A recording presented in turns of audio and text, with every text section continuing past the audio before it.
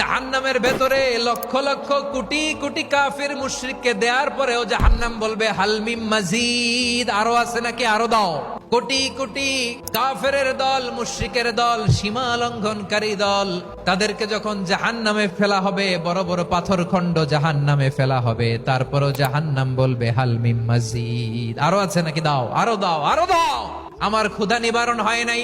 জাহান্নামে তো উত্তপ্ত হবে, জ্বলন্ত হবে, ভয়ঙ্কর হবে। জাহান্নামের এক অংশ আরেক অংশকে খেয়ে ফেলবে। আল্লাহু আকবার। ফেরেশতারাও টালমাটাল হয়ে যাবে। কোটি কোটি মুশরিক কাফেরদেরকে জাহান্নামে নিক্ষেপ করার পরেও জাহান্নাম ঠান্ডা হবে না, শান্ত হবে না, বলবে হাল মিম মাজিদ, আরো আছে নাকি, আরো দাও। তখন আল্লাহ তাআলার কুদরতি পা জাহান্নামের ভেতরে ঢুকিয়ে দিবেন। কোনো কিছুতেই যখন জাহান্নামকে শান্ত করা যায় না, আল্লাহ তাআলা তার কুদরতি পা জাহান্নামে ঢুকিয়ে দিবেন। দেয়ার সাথে সাথে জাহান্নাম থেকে আওয়াজ আসবে, আল্লাহ আপনার ইজ্জতের কসম, যথেষ্ট হয়েছে, এনাফ এনাফ, আর লাগবে না। সুবহানাল্লাহ বলেন। ওই ভয়ঙ্কর জাহান্নামে আমরা যেতে চাই কেউ? আমরা সব সময় ওই জাহান্নাম থেকে আল্লাহর কাছে পানাহা চাই। আওয়াজ করে বলেন ঠিক কিনা?